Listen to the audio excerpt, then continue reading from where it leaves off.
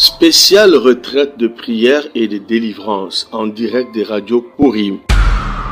Du mercredi 5 octobre au vendredi 14 octobre 2022 avec les bishops Ézéchiel Zoka. Horaire de prière 5 heures heure de Paris, 18 heures heure de Paris, 0 heure heure de Paris. Et le vendredi 14 octobre, c'est la clôture avec une veillée de prière de 23 heures à l'aube. Thème: vaincre les problèmes résistants. Vous pouvez suivre ce programme en téléchargeant notre application Android Radio Purim sur Play Store ou par notre site web www.radiopurim.com. Hormis ce programme spécial, suivez le bishop Ézéchiel Zoka chaque jour sur la radio Purim à 0 heure heure de Paris dans la tranche de prière La bombe de nuit. Infoline plus 243 97 81 63 509 plus 243 89 64 65 819.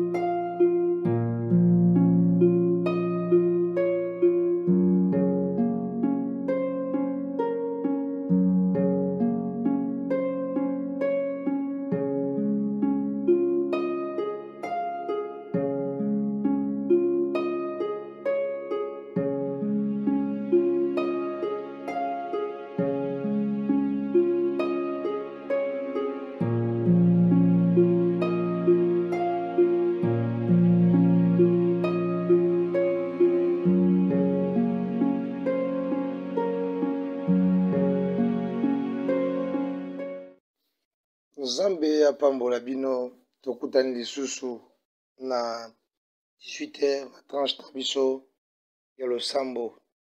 Deja tozo continuer tozo mata na losambo na biso nalakaki no na tongo seki bino tokutani lisusu na 18h na prière na biso chant na prière na biso ya pokwa na cadre de ya retraite na biso toza ko progresser. Tutikali na 7 jours na biso lelo ezali 3e jour na biso. Bible ezoloba vaut mieux la fin d'une chose que son commencement. Car ndenge obandaki na biso losambo oyo bien aimé koba na biso continuez. Vous aurez sûrement un témoignage. Dieu fera quelque chose pour vous. Et là au moins kosalama yango déjà banda ko continuer kokoba bana ko continuer kozana biso na losambo oyo ezali oya bino mosali ya Nzambe le bishop Ézéchiel Zoka, communément appelé l'instrument de guerre. Nzambe asala bino grâce bino aussi bokoti bino aussi boza branché na programme na biso oya 10 jours ya prière. Déjà tobandaki leo tozo continuer ko progresser na le swingi ya molimo mosantu. Nalingi lisusu totika mama ona boko na Nzambe. Seigneur, je recommande ce moment à tes saintes mains. Couronne moment na puissance na yo, na sagesse na yo, pe na esprit ya révélation. Na kombo na Yesu Kristo, bondeli bongo na kondima. Pe tolobi, amen. Lelo, tozo continuer, bien aimé, enseignement na biso pe losambo, na cadre ya retraite na biso. Ma instruction ezali ke moto nyonso azoya awa akamata papier feuille akoma batante na ye akoma barequête na ye makambo oyo alingi Nzambe asalela ye tout au long ya retraite oyo. Je vous dis que bato ebele si bazotémoigner oyo nanga eza nangi na biso kaka nano ozwi makambo ebele o sérieux te yango ozorate témoignage na otala. Il faut avoir l'esprit de la concentration. Biloko ebele tozomanke eza manque ya concentration. Zo esprit na yo fixe yango na retraite, fixe yango kozango likolo te. que jour au côté, jour au côté. Non, vous allez peine persévérant, prier. Nous sommes au 3e jour. Beaucoup de gens ont déjà témoigné. Maintenant, c'est ton tour. Yo posani, au témoigner. Donc, nous avons encore ça le même le premier jour. Et, bah, si vous témoignage, complet tout yo, vous avez tatoli na yo. Yango zala branché, zala connecté. Nous allons vaincre les problèmes résistants. Kolonga ba problème oyo résister. Oyo telemeli yo, oyo silaka te, oyo gênant, oyo opria, bien aimé. Donc comment qui la phase moko tozolobela les différents problèmes profonds et les différents problèmes résistants, je m'excuse, et les influences dans la vie des gens. Yango ezali deuxième partie, il y a enseignement na biso to deuxième partie, il y a malakis na biso na kata retraite oyo de différents problèmes profonds et leurs influences, les différents problèmes résistants et leurs influences dans la vie des gens. Yango nezali partie de komi. Totozo bien lelo. Moko ya ba problème résistant ezali les problèmes liés au manque de révélation. Le problème lié au manque de révélation. Nakolinga totanga nanu makomi ya Nzambe. Yango ekopesa biso déjà voix autokolanda. Bible binini. La seconde année du roi, la seconde année du règne de Nebuchadnezzar.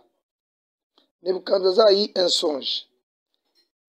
Il avait l'esprit agité et ne pouvait dormir. Le roi fit appeler les magiciens, les astrologues, les enchanteurs et les chaldéens pour qu'ils lui disent ses songes. Ils virent et se prosternèrent devant le roi. Le roi leur dit, j'ai eu un songe. Mon esprit est agité et je voudrais connaître ces songes. 4. Le chaldéen répond au roi en la langue araméenne. Ô roi, vis éternellement, dis les songes à tes serviteurs et nous en donnerons l'explication. Le roi reprit la parole et dit au chaldéen, la chose m'a échappé. Si vous ne me le faites pas connaître, le songe et son explication, vous serez mis en pièces et vos maisons seront réduites à un état d'immondice. Verset 19, verset 1, na 3. Daniel chapitre 2, verset 1, na 5. Daniel chapitre 2, verset 1, na 5. Ce qu'on a vu, verset 19. Alors le secret fut révélé à Daniel dans une vision pendant la nuit. Et Daniel bénit les dieux de cieux. Parole du Seigneur. Verset 22. Il révèle ce qui est profond et caché. Il connaît ce qui est dans le ténèbre et la lumière demeure avec lui. Parole du Seigneur. Tozolobela eloko moko eza na motuya makasi. Yango tozo cible lelo, eza cible na biso lelo. Ezali moko ya ba problème résistant na vie ya bato ezali manque ya révélation derrière problème na yo. Kozanga ko déceler, ko découvrir ce qui se cache. Donc, kozanga ko découvrir, ko yeba, ko kundula révélation derrière situation na yo. Nangina biso ke problème nyonso zoleka nango oyo ezo compliqué yo. Nangina biso ke eza mystère. Tout problème qui fait souffrir une personne, c'est un mystère. Or, remède ya problème oyo to problème oyo kokosila makasi soki to déceler to décoder bien aimé. Si tu apprends l'art de décoder les mystères derrière des problèmes bien aimé, c'est alors au connaître épanouissement réel dans ta vie na yo. Or tikane biso solo soki otangi na kata texte oyo tototanga bazobeta lisolo ya Nebuchadnezzar. Nebuchadnezzar alotaki ndoto, mais Bible ezoloba tangu aloti ndoto esprit na ye ekomaki troublé, ezalaki suna kimia te à cause ya vision, à cause ya rêve, à cause ya ba révélation o Nebuchadnezzar azwaki esprit na ye ekomaki troublé akoya sukolala te. Bien aimé, si une vision, si quelque chose moko eye na butu mutu amoni yango azolala susu te azwa kimia te eyebake eloko wana eza na connotation makasi spirituelle. Toute révélation, toute réalité oyo mutu azwa na molimo oyo soki eye ekomi koembrie esprit ya mutu azwa kimia te ekomi lokola sujet na ya mokolo yebaki eza na connotation moko sur le plan spirituel. Eloko oyo tokolobela yango na bapriere ya tongo, na bana tongo tokoexplike biloko landa bapriere ya tongo, tokoexplike yango na dimension moko ya kosakana te oyo eza kaka mwa parenthèse. E balobi awa roi abengi banganga na ye, abengi bachaldéen, abengi baastrologue, baachanteur, bato nyonso bayaki tout autour ya trône na ye, parce que Nebuchadnezzar na trône ezalaki na il était païen, azalaki na toutes sortes banganga, bato babikolaka, bato balimbolaka bandoto, bato nyonso e bataki lokola baministre, bacadre na Rome na ye. Ma Bible ezoloba abengi bato wana nyonso mpona kopesa solution na likambo ya vision azwaki. Ntongo bato wana baye balobi na ye roi yebisa biso ndoto tokolimbola. Ya lobi na bango te ndoto échappé ngai na nango te. Bino botravaka na nga na posa bopesa nga explication. Soki nazwi explication te abi nakoboma bino na bandako na bana bino bandako na bino ekotikala pena eloko tozobenga ekokoma lokola bafulu ekoma lokola ekoma en état d'inondis. Balobi liloba oyo etrouble bachaldéen, etrouble banganga na ye. Bien aimé, qu'est-ce qui trouble ta vie? Ni les autres troubles vie na yo.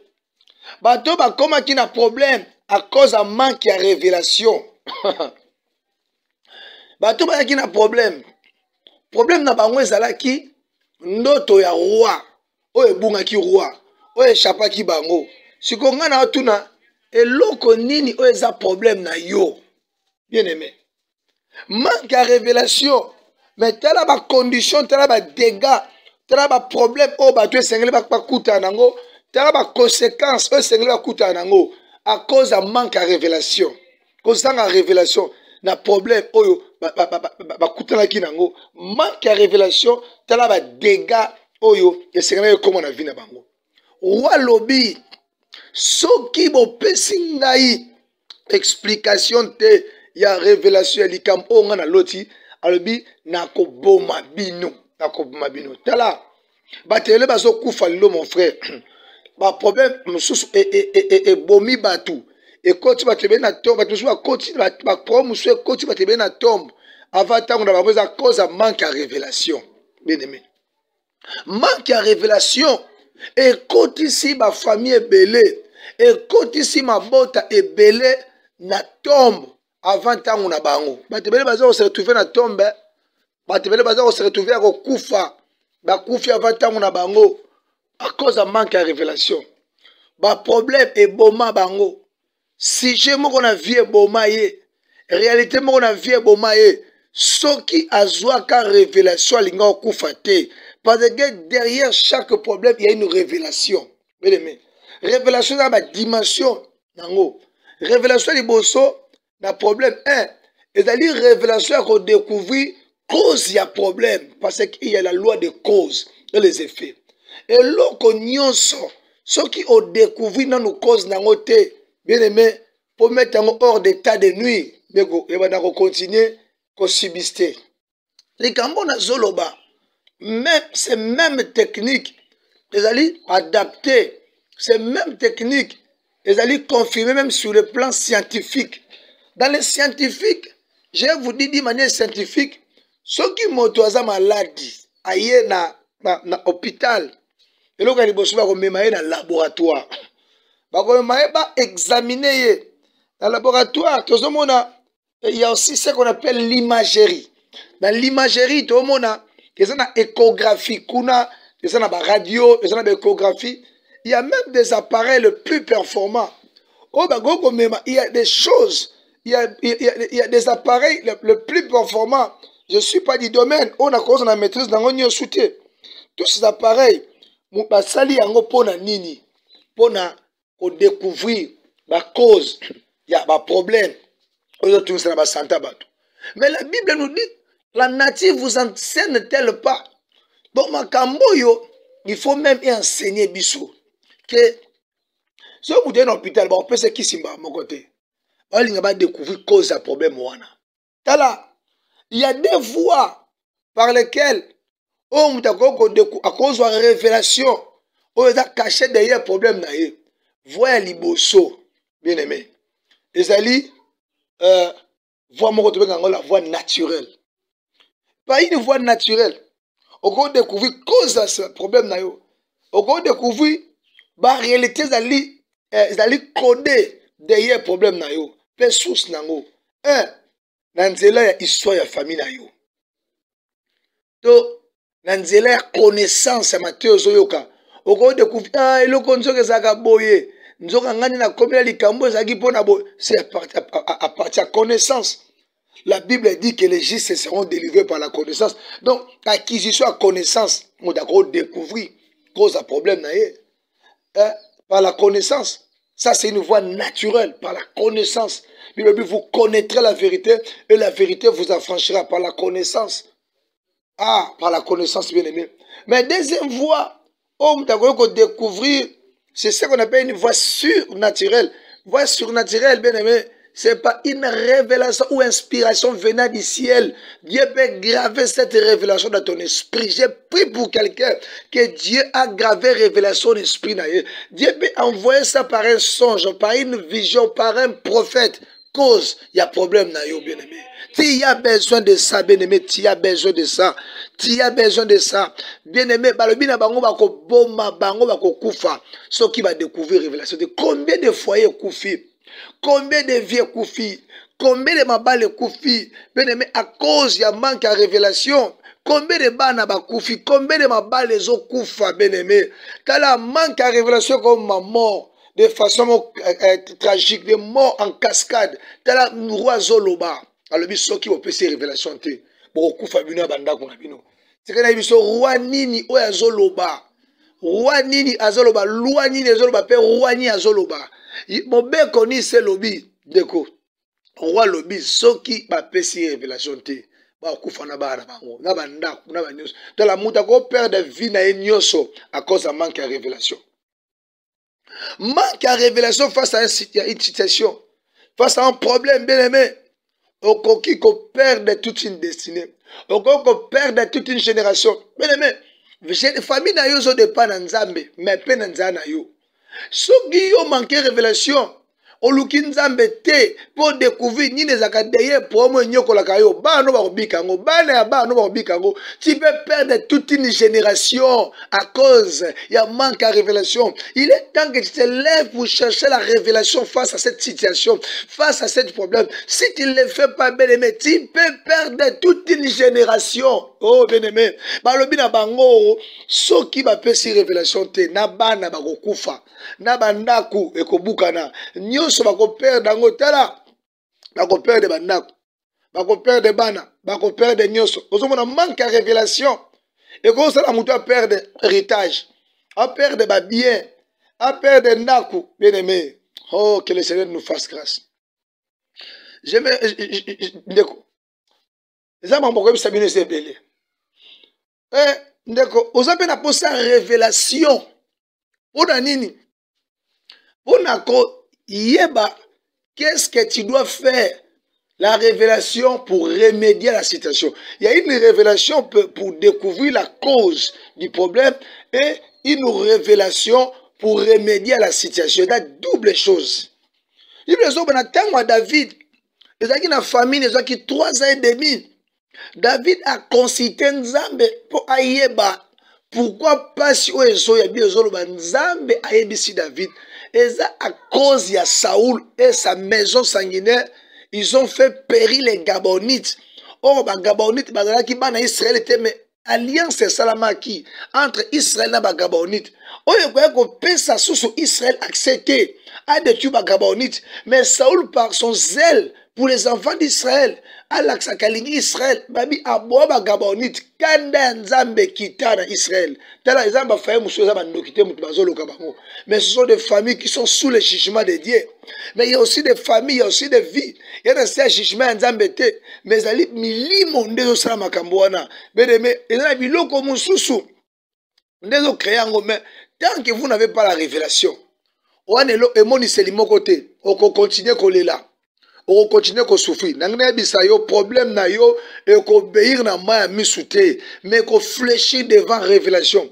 Tu as besoin de double révélation. La révélation, la dimension, il y a qu'on découvrir cause à problème. La révélation, la dimension, il y a qu'on remédier la situation.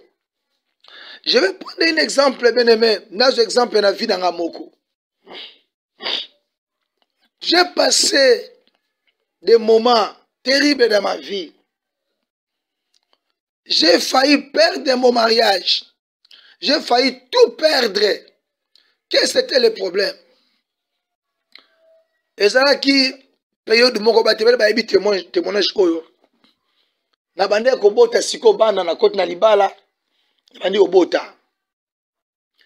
Na boti mwana wana akokisi kaka soki 3 ans kende 5 ans akufi. Mais nga naza pasteur na priaka na jenaka na sambela pe po na batu. Mais na mwana Alexis 5 ans akufi. Mwana mususu ayeko botama kaka jour ake botama susu akufi. Otalibo ozotika la kana mwana moka mobali wa liboso mais mususu bazo koyaka bazo kende. On a prié même, je n'oublie pas, na kenda ko prier na monter na mangengenge, na sambeli, dala, la kenda même petit plus loin na ça même na huile d'onction. J'ai prié, na huile d'onction na ouin de même femme na libumu. Moi c'est akebota, lisusu moi na akei. Dala, oyebi ceux qui osent même mosa mais la mutu. Mais si tu commences à traverser des choses, osons quoi ce que maîtriser tes familles et comme au tambuso. Batu ba comme au tambusa yo. Tellement na foi na yo, na maele na yo, au salinio se simite, si ko comme na se pression batu. Allez ba o biso za mikolo, to mona moi liboso. Donc les gens ba mona moi, ça c'est l'astrologie ça. Batu ba mona moi to comment tambusa aussi selon moi. Moi mais selon Bible soute. Moni biso to mona moi liboso, biso za ba kolo, to mona moi si fa zonga na pa na bango, yo tika no awa, to luka no solution, biso ba famille ndeko, so soni ba ko luka. Mutu azo biso ta musu bonga mela masanga. Molangwi asambela rate pakanu. Asambela ranete. Mais Moutazo Bano Bongo Toto Canon solution assemble. Il n'a même pas l'évangile de Sabou, il n'a même pas Dieu. Il y a beaucoup de sambela ko le cahier. Mais Moutazo Bano ke Bobo Luka solution. Yo ka di solution zani.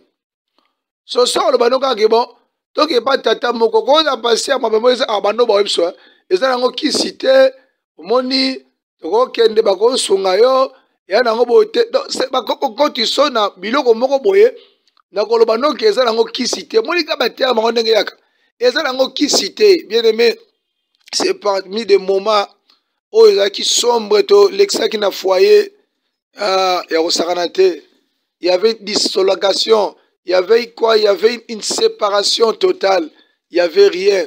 Moi, je me suis retrouvé en Angola parce que qui a révélé ce qu'on fait perdre au Bana et qu'on faire perdre tout. Les choses étaient tellement vraiment désastres. Je vais tout perdre, bien aimé, à cause de Makambo, manque à révélation. Nabandi, Nazongi, on a réparé les mariages. Tozongi, Sunakata foyer, mais des problèmes, ils ont continué, ils ont persisté. Et comme ils sont moins sabota, et comme problème. Ah. Tout ça, Tobandi au Sambela. Nabando Sambela, mko suna na lié dans la prière. Na lié dans la prière dans mon sanctuaire de prière. Na fukami na lié tokuta na Nzambe. Nabando Sambela, Nzamba zo koipsangabi. Mwana. Bitumbo zo l'excès. Nzambe ebisanga cause eza nini. Na sala nini. Eza des prières na sala ki. Bien-aimé. Les vraies écoles d'un homme dédié, ce sont des expériences. Je ne vous prêche pas quelque chose que j'ai lu dans un livre, mais je vous prêche des choses que je connais bien, des choses que j'ai vécues avec Dieu. Si cela a marché avec moi, cette parole, si la parole de Dieu, on a été à yo, et marché dans le monde, c'est qu'on marchait penayo lelo. Mais, j'étais dans mon lieu de prière. J'ai commencé à prier devant l'autel du Seigneur. Quand j'ai prié, Nzamba ekoloba na ngai. Ézéchiel ozolingo yeba pourquoi likambo. Na génération eleki na libota ya mwasi na yo ezalaki na problème ya umba. Umba veut dire mwana liboso otikala mais bana nyonso banda koyaka nsima banda kokufaka. Oh, abidi kambe uta déjà na bakitani na bango na ba génération. C'est une alliance. Oh, c'est Salama. Oh, il y a réclamer destinée na bango. Tu vois, j'étais pasteur. Mais chez ma femme, il y avait une alliance qui réclamait ma femme, qui réclamait des alliances des générations, qui transcendaient des générations. Bien aimé, si tu ne fais pas quelque chose pour ta vie, pour ton foyer, tu ne cherches pas une révélation. Je répète, tu peux perdre toute une génération. On peut perdre tout un héritage, bien aimé. Naotuna mutuna. Voilà, bilo musuko so père dango récupérer en soutien. Na ko tabana mususu. Mais est-ce que bana on a boti baza ashi mona oyi be na perda?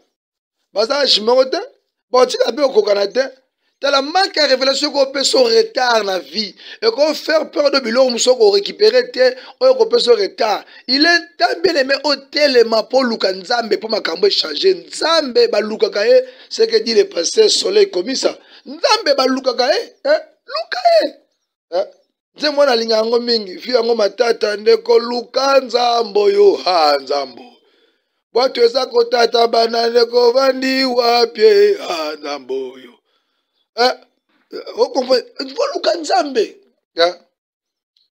ozolala ndeko lamuka lamuka ozoso likambo lokwa na chevino ndozo perdre ndeko nzamba ekoloba ntango nzamba alobi kezali buumba euta na génération famille na bango na tuni nzambe na kosala nini eza kwa mutake na hôpital ba biso za malaria c'est bien mais faut ba nini kosala ngalo baka bato balobaka tout ce qui est révélé condamné na baka ça c'est faux oyo ezali révélé eza condamné te soki ba révélé loko esenga pe soza sous deuxième révélation ba ezali révélation pour une remède tala ndeko na ndo sambela nzamba zo pesa nga directive moko tala obi makama nzambe za ndebini bokansela ngo te yango nalobaki na prière ya nani ya 0 ke mutu mota na monopole la vérité biso to obunda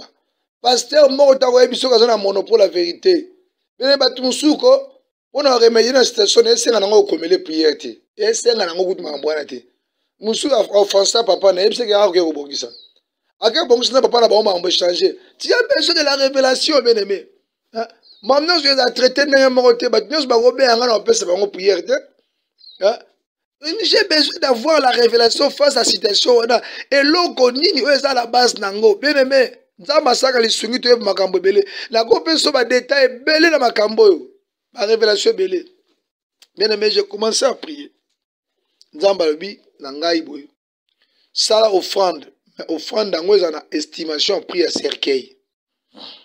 Parce que alliance moko ya kufa, hôtel moko ya kufa et salama déjà na famille na po bana ba kendaka en sacrifice, ba kendaka. Mais pour renverser cet hôtel, toi aussi tu dois faire offrande, hôtel proportionnel, il y a ka ozo le karango tala.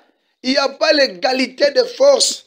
Tous vivre dans monde à rapport de force. Au conseil le génération makambo toi ba seza likolo le gayo nangone biso okwa tende bangote to vient dans monde à rapport de force fait dans likolo pourquoi il s'ennemi na ba sala loko nzamba binanga sala offrande d'esprit à cercueil na sala offrande d'esprit à cercueil na pesa docteur Fanfan Jacques Tadi asambeli nzoka mbongo wana liya yango tatsoko na sa coussin na te doré na lara na ndako après nango chaque butu azela ti mwana obota ma bien aimé na ke ko bota mwana tango mwana bota mi deux familles trouble et salama oh moi ça bota ka bana bakufaka na sikoyo aboti bien point nini trouble sama il fallait que ba sepela pour te dire que bien aimé la famille sur le plan spirituel et dans ba contact spirituel o ba famille yo kananga ata umbe zali ata loko moko zali bien aimé et sengali de famille liaison mo sama sur le plan spirituel pour autoriser pesa batu ba kendaka bien aimé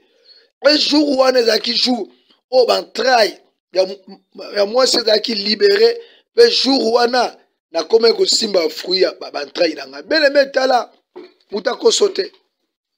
Si j'avais manqué la révélation, ni de moi comme la foyer, ni de moi comme la descendance nanga, ni de moi comme la génération nanga, nalinga qui n'a perdre la génération à cause de manque de la révélation. Moi nous avons quoi malade ndeke, moi nous avons souffrir na situation. Osoma ndenge moi nous avons quoi hein? Obota moi obota qui était pas un enfant autiste, appelle autisme.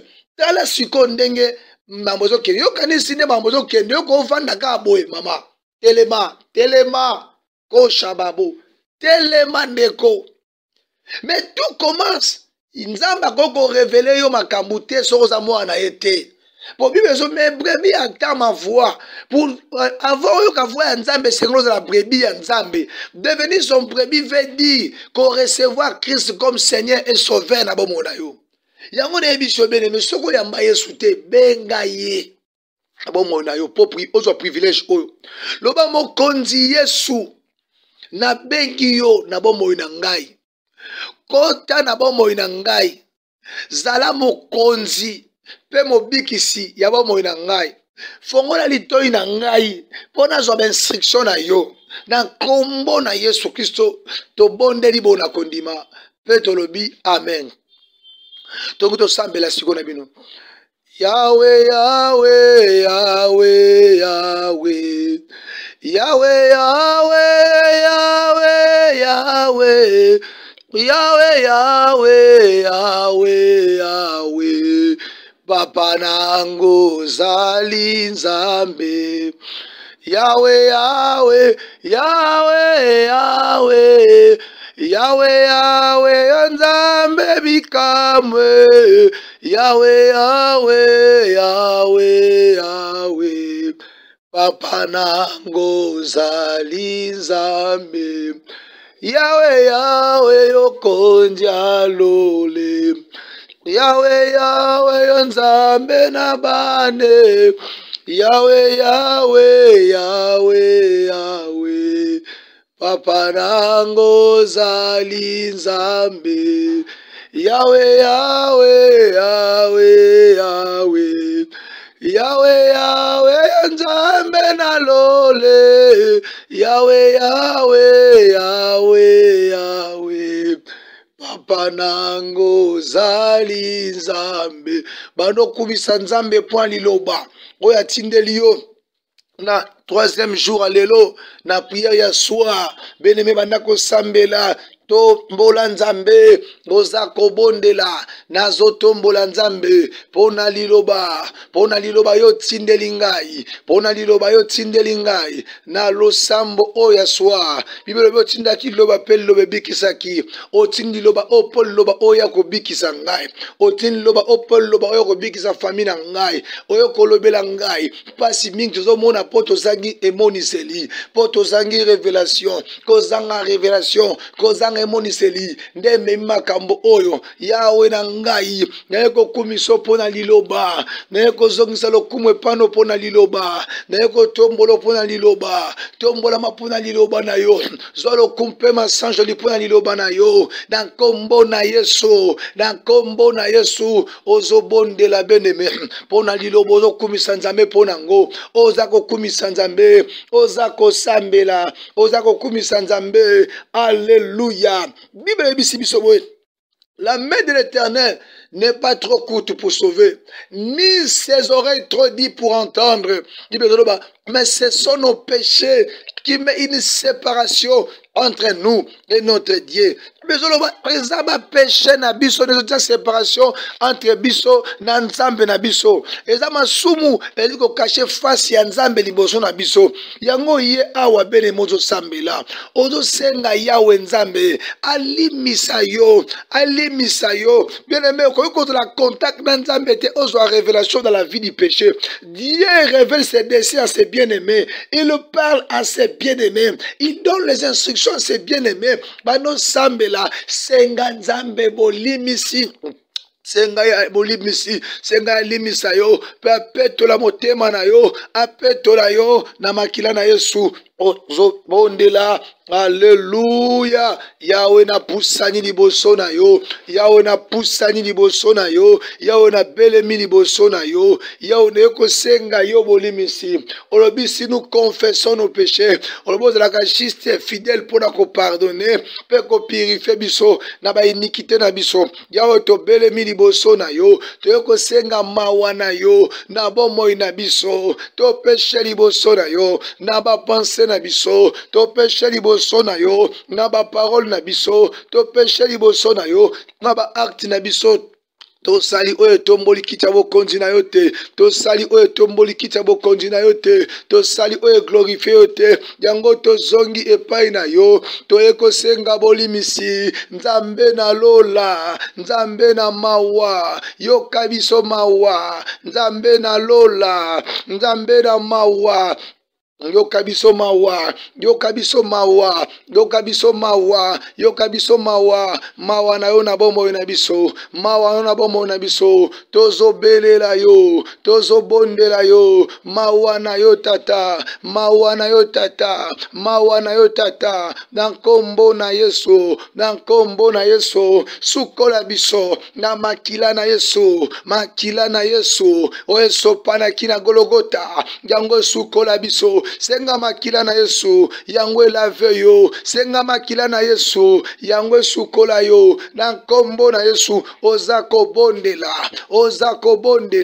ozako sambela makila na Yesu bando lave yo makila na Yesu bana ko sukola yo makila na Yesu bana ko sanctifier yo bondela beneme ozana kati ya losambo ozako bondela ozako Okababobo ikerebro soto korobro Iberebere rokondo bro sokonto brodo yamandara bro se rikamandere bro sakandere bro rokondo bro eberebere imakondo bro sakamendere bro ekande bro sakamandere bro sakabababo se bababo se iberebo ikara bro sandabrai etekete reketere bro sokondo bro imakete bro sakandere bro sakabababo seke rekendere bro sakamandarabo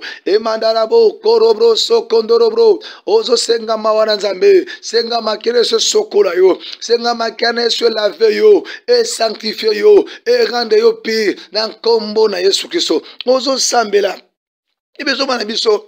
Quand le consolateur viendra, l'esprit de la vérité, il nous conduira Et babi, il nous dira tout ce qu'il a entendu du Père. Bien aimé, ce qui fait souffrir ta vie, Dieu a une pensée. Nzambe azana eloko na motema na ye po na yo. Ayebi, molimo santu ayebi, oyo azana motema ya Nzambe. Babi, il nous annoncera ce qu'il a entendu du Père. Donc, moutako ko annoncer biso makambo ezana motema tata, obisto yebite. Eza molimo mo santu. Soki yaza actif pa na yo te bien-aimé, même tu peux chercher la révélation, on reçoit te. Yango sambela, molimo santo tondisa makati na yo, a remplir yo, ozo bondela, alléluia, Père, tozo sambela. Bezoloba, molimo mo santo a annoncer biso.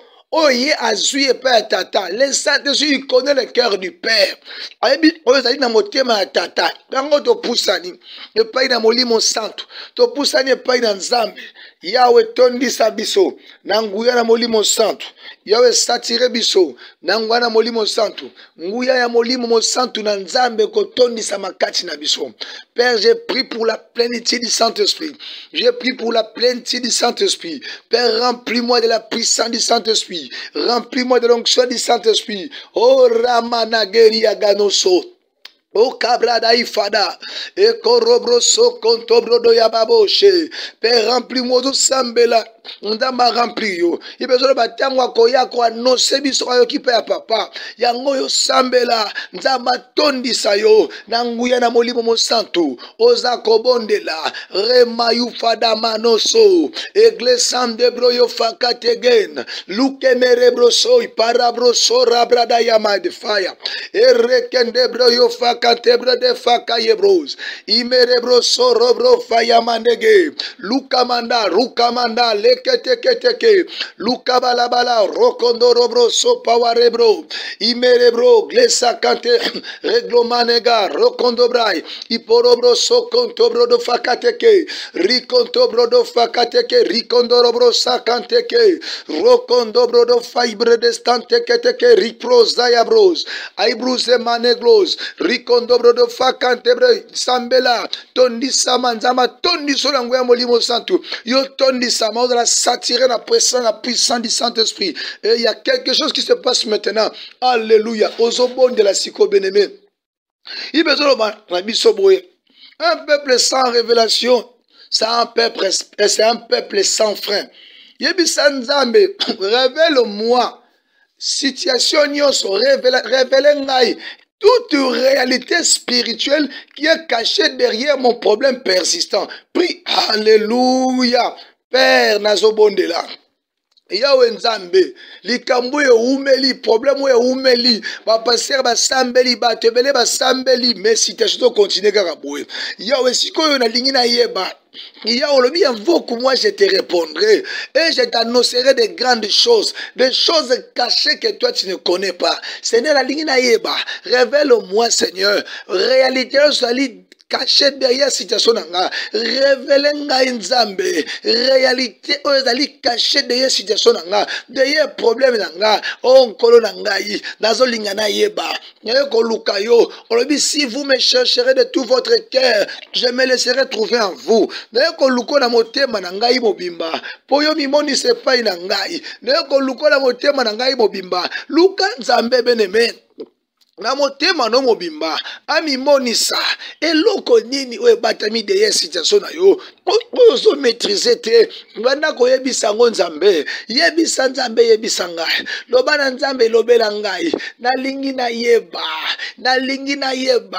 nini oye bomba mi de yes situation na nga okobombela eloko te bana yo okobombela biso eloko te situation na ngai nini bo mi derrière ngo pona ni likambo ezo continuer ezo ume ezubane to sambeli eto changete situation kaka ndenge moko nini ebomba mi derrière ngo nini ebomba mi derrière situation oyo bene bana ko sabela tuna Nzambe yawe nalingi toyeba banda kobondela nini ezali ya kobomba manzambe deye situation nanga mpona nini vi kaka boye mpona nini makambo kaka boye ere moko emati ere moko ekiti ere moko emarche ere moko tozoki na cas du départ. Pourquoi retourner toujours au cas du départ? Yawe nzambe yebisa biso cause ezali nini toye koluka yo olobi soki toluki ola motema mobimbo mimonisa epa na biso mimonisa toyeba na yo toye kosopa mitema epai na yo tosopi mitema na biso mimonisa loba nkolo mimonisa loba tolingi toyoka bien aimé tosambela point de prière makasi zwango avec beaucoup de sérieux nayebi te situation ezali caché derrière bana yo bana baza suma ele te na classe bana baza suma ele te yo boti bana me bana vie na bango komi compliqué bana maele te bana baosala makambo moko boye ezokoka na kutu na ndenge olingelaka vi te omituna okomi babotaka mwana babota ya motema te beneme te babi les générations de juste seront bénies obebaki génération bajiste badescendant bajiste bakozala béni bakozala sujet ya maédiction te mpo na nini bana yo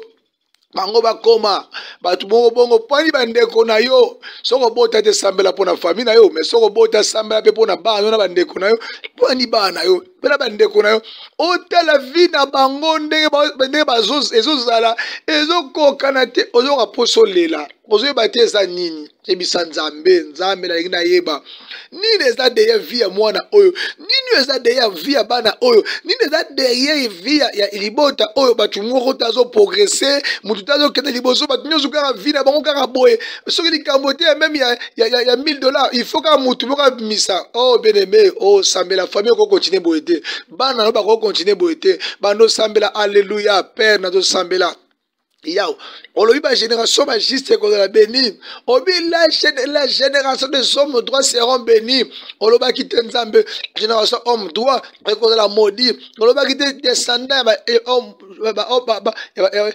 droit kozala béni. Olobi si je crois au Seigneur Jésus-Christ, na kozala sauver ngai na famille na ngai. C'est le biko nga na joie ki tachi na famille na ngai. Mais réalité zoleka na bana na ngai, na famille na ngai. Est-ce que zo bana loba nzambe? Seigneur, pourquoi ils ont banaté? Pourquoi ils ont cocaté? Yebisa biso, bien m'interroger nzambe na prier. Oh, yebisa biso eza nini? Pona nini boye? Tolingi toyeba. Parce que vie ya weza ko continuer boye te. Tolingi toyeba. Il y a manque à révélation ko umisa biso sika moko. Tozo tourner sika moko. Tozo umele sika moko. Pona manque à révélation. Seigneur, donne-nous une révélation précise face à cette situation. Ozo sambela. Ramana ifodat. Il faut rabra soye de faya brada il faut que ikete keria rokondo bra ifade meketeke luke mari prozure bra sakateke u amani gelo bro sande bigene marige luke baba ushekete keria mandoro bro zipro faya madaga rokondo brodo ya mama ozo bondela iketoka. Tu veux savoir, bébé, dis dans quoi ils caché derrière relation amoureuse. Relation amoureuse, c'est cause à l'ibala, et cause à la fiançaille, ton fiancé moko. Mais pourquoi tu cause à la problème non était l'ibala? Yo l'ibala les a la kakate. Oh, ma fiancé ba yakate. Yo so osa kata l'ibala, mais les kata l'ibala on pose ali osa na kimiate. Ma moi kene malamute. Moi c'est azo saloma be. Mon bala zo nyoko la yo. Ozo sambela kaka. Obe esprit en famille. Est-ce que nyo so réellement esprit en famille mutu ezosala yango bien aimé zonga bien aimé tuna nzambe oyebisa yo nzambe abombaka eloko te ye akoyebiso bando sambela bondela mpe tozosambela Pona mabala nzambe. Nous prions pour nos foyers, nous prions pour nos relations. Pourquoi les choses ne marchent pas? Pourquoi des relations mingi nzambe? Tatabana, tenite. Comment ça qu'on soit relation qu'on soit mobile? Après quelques jours, relation baby. Oh, rabai kanto brai muswa bimisame mbongo. A fait voyager mobile. Mobile qui a balou que le Seigneur c'est quoi? Seigneur, révèle-nous. Ni des akobomba. D'ailleurs, situation. Seigneur, révèle-nous, Seigneur, l'instabilité dans nos foyers, Seigneur, l'instabilité émotionnelle, l'instabilité financière, l'instabilité matérielle, l'instabilité dans tous les aspects, Seigneur. Nous te demandons quelle est la cause, d'où viennent ces choses, comment makambo ça ma boye, nzambe makambo ça ma pamba teka na mpase salami, makambo change na mukaka boye changer, c'est qu'il y a quelque chose, il y a un changement qui a été déjà fait sur le plan spirituel. C'est changement des hommes, des produits makambo, c'est que changement moko salami sur le plan spirituel. Il y a un mouvement et salami sur le plan spirituel. Nous ne maîtrisons pas cet mouvement. Seigneur, révèle-nous pourquoi c'est la rikanage shunte yaba. Les enfants sont dispersés, la paix ne plus. Seigneur, révèle-nous c'est quoi, Seigneur. Nous voulons savoir. Il est belega ramana ozo sambela oyeba yebi sanzambe neza nini ozo sambela ndeko yeba kora brasi para bro sokoro bro. Misala na yo zalaki bien. Mais misala ezaka kobeba. Olio ke ndeliboso nozaka ko reculer. Olio avancer mais to kende kaka sima bien aimé. Yibanda kotuna nzambe eza nini yawe ayebisa yo bando bondela ozo bondela nzambe toyeko bondela toyeko luka elongi na yo nzambe. Olobi, tout travail procure de l'abondance. Mais pourquoi nos travail de nos mains ne procure pas de l'abondance? Pourquoi nous ne jouissons pas paix? Namisa maboko rabiso. Au lieu d'avancer, toujours reculer. Au lieu de progresser, to kendeka sima. Yao ezali nini? Réalité ni ezali ya kobomba madeye likambu oyo. To moni ba pakano ba sambela kate ba paye. Ba do sala makambo na bango zo avancer kende liboso. Ba investir. Mais pourquoi nous nous investissons? Mais pourquoi? Progrès au salaire, le dogmata, tous aux racissements, problème, il y a des problèmes tragiques, compliqués, désorganisés. Seigneur, ça n'a pas ngouya tant monsieur lingina zonga sima, et lingi filanga suka karaboe, kolo telema, yebisa biso eza nini, yebisa biso eza nini tongto yeba, toko continue ko vena ignorance te, tozo na nzamba za baba te alobaka. Loba nzambe oriente bele mebi sanzamba loba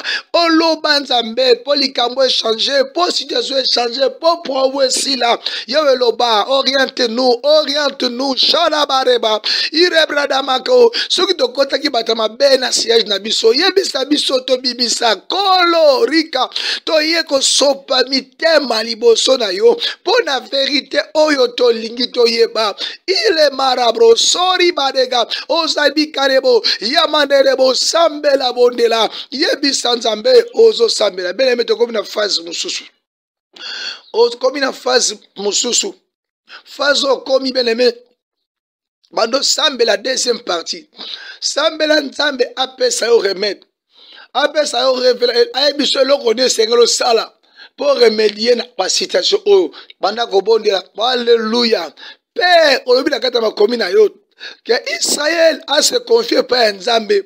Pour y a 1000 moyens pour délivrer ton peuple. Seigneur, applique tes moyens. Seigneur, révèle-nous tes moyens et applique à nos peuples. Il peut s'abisso. Nzambe, oh, biso c'est que tu appliquer, peut s'abisso tu appliquer.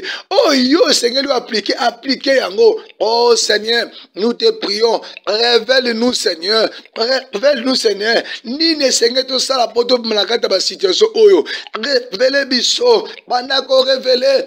Ozobonde la yebisa nzambe a révélé yo babi Daniel akine koluka nzambe nzambe apesa ke révélation oyo ebimisa ki bango na situation wana Daniel akende koluka nzambe na baninga na ye nzambe opesa ki révélation oyo ebimisa ke na situation na ye révélation à Daniel et sauvaki toute une génération et tu sauvaki toute une race. Seigneur, donne-moi cette révélation oyo koya ko remédier na situation pour na ko sauver toute une génération, toute une famille, toute une descendance. Toraba ou sete keke yaba, luker yaba, per révélation, révèle-nous. Tout ça la nini face à situation. Oh bien aimé tant de sambela.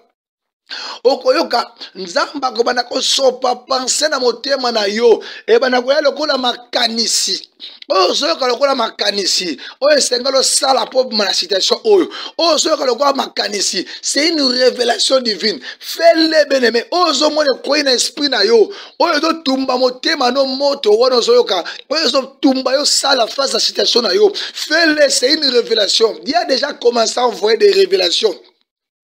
E kabrada yo fakateke ruka mandara bobo shiketeke ramana za batu musunza mo kebisa bango kozite menza mo pesa bango ka formule pona solution nazo ebisa bino minute oyo nzamba ezana pluie ya ba révélation il y a une pluie de révélation batu musuba ko zo révélation ya kozite ba ko zo révélation ka pona solution makambo esengeli ba sa ba bima na situation ba nango ba musu ya ngwane ba ko zuwa nazo il y a une pluie de révélation. Prie, Rababo, prie, il y a une pluie. Nzamba donne qui sa pluie à ma révélation. Nzamba donne qui sa pluie à ma révélation. Nzamba donne qui sa pluie à ma révélation. Rekanage, loucheketeke, robo kondobroi, imenderebo.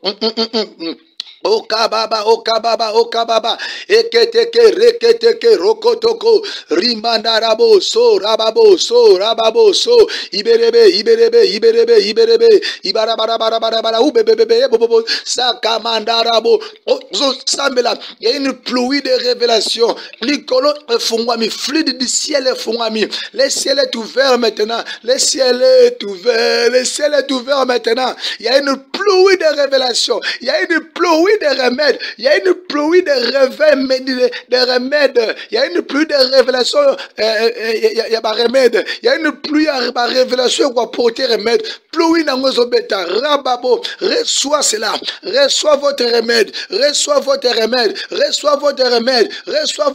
quelque chose se passe dans le monde des esprits, il y a un mouvement, il y a une ébullition des anges maintenant, je vois les anges de Dieu en mouvement, je suis en train de voir les anges de Dieu en mouvement, des choses se passent maintenant, depuis les reins invisibles, des choses se passent depuis les reins invisibles. Rakamanege, les anges de Dieu en mouvement. Tu vas voir des visions maintenant. Tu dois voir des révélations. Certaines personnes vont voir des visions maintenant. Révélation. Parce qu'il y a des choses qui se passent dans le monde des esprits. Il y a des choses qui se passent. Rabba, Iketeke, Ramanagi Ofada, Rokondobrai, Fakataka. Shukebele, ramamamamamamamamamamamamama, erokondo brodo fakateke, oh amanage, beneme nazo sambela, beneme, shiko beneme ozo sambela, zwa papier na yo, zwa feuille na yo ya kina ngona point sanzambe, bimisa yango, bana ko ebisa nzambe ba requête na yo, bana ko ebisa nzambe ba tante na yo. Ba réseau emema yo awa na prière oyo ba réseau ememi yo awa na retraite oyo banda ko ebisa nzambe banda ko bondela alléluia dia tes attentes banda ko ebisa ye nzambo akombisa ka désir ba juste nzambo akombisa désir bana na ye ale banda ko ebisa ye Seigneur naza ko recommander libota na maboko na yo yondo yebi posa na bango ngai na yebi posa na bango te mais bible ta koloba fais de l'Éternel tes délices, il te donnera ce que ton cœur désire. Leur cœur désire quelque chose. Leur cœur désire quelque chose. Ce que leur cœur désire. Nous avons la maîtrise dans notre cœur. Oh, mon désiré. Nous avons la maîtrise dans notre cœur. Il va faire de l'Éternel tes délices, il te donnera ce que ton cœur désire. Il y a une requête oyo. Bazolo bepai na yo. Ba ye koye bisa yo. Il y a accompli. Il y a accompli. Il y a accompli. Désir na bango. Il y a accompli. Désir na bango. Désir motema na bango. Accomplir ango. Dans kombo na Yesu. E kabra daifai. Lo shakateke. Lukeberebro. Ibaba bobo. Rakamana. Isekete. Ebisa nzambe makamuna yo banda ko ebisa e moko sima moko yebisa simoko sima moko to tika na 1 minute seulement yebisa moko sima moko 1 minute pour na requête o yebisa moko sima moko na kombo na Yesu oza ko ebisa nzambe yango e kababoshe iketekeria rokotobrasaya iperebroso iremanaga robrose keteke oh bien-aimé. Si tu crois que Dieu t'a exaucé, bien-aimé, bando kumisa nzambe, pona makambo asali, banda ko eleve nzambe, pona makambo loboko na sali, kumisa nzambe, alléluia. To kumisio nzambe, to netolio nzambe, pona makambo sali, pona makambo loboko na sali, pona basine, pona ba merveille, oyo accompli, na kombo na Yesu, kumisa ya accompli, makamba minene, kumisa ya accompli, makamba minene, kumisa ya accompli, makamba minene, au nom de Jésus. Non sambe alelo pona batu bazana ba problème. Muta problème c'est le boko na motema. Muta maladi simba kote maladi no sali. Nazo déclarer nguya nzambe est localisé yo. Je prophétise pour un miracle de 48 heures. Reçois ton miracle. Ose la visiter la 48 heures. Nazo prophétiser. Muta azana problème. Je reçois un miracle de 48 heures. Nzambo totiko sambela awa qui te visite à 48 heures au nom de Jésus. Qu'il reçoit, qu'il reçoit, qu'il reçoit au nom de Jésus. Korababoshe. Non sambela pona bata maladi. Nazo déclarer pona yo. Yo santé nous a compliqué. Nguya nzambe na ko localiser. Reçois ta guérison. Reçois ta guérison. Na libérer moto ko moto siko fandi. Sois guéri. Malade bana ko se disparaître. Malade bana ko se disparaître. Malade bana ko se disparaître. Allez reçois ta guérison. Allez reçois ta guérison. Tu es guéri au nom de Jésus. Yo nzamba pambola bino. Ezalaki wa bino mosali ya nzambe le bishop Ezekiel Zoka. Na pamboli journée na bino. Na pamboli poko na bino oyo. Na pamboli butu na bino. Tokokuta na susu na 0 heure. Potokota na 4e jour na biso ya prière. Tokota na 4e jour ya prière. Lo na 0 heure. Na lingio zanga te po na 4e jour na biso. Nzambe a pambola yo.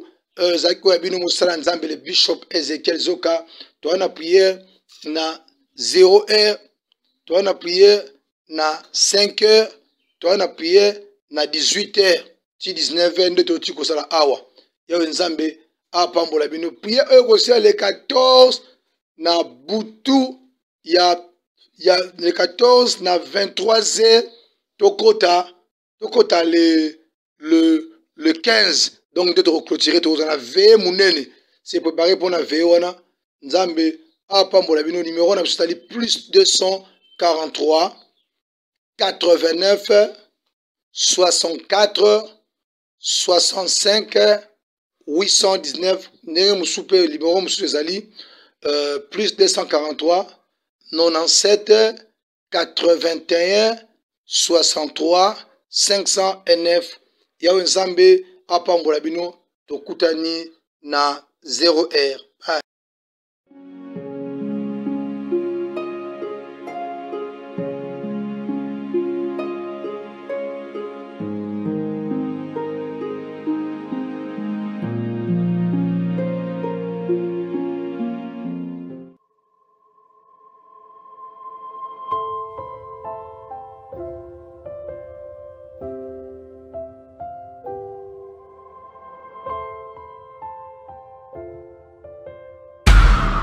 Spéciale retraite de prière et de délivrance en direct des radios Purim.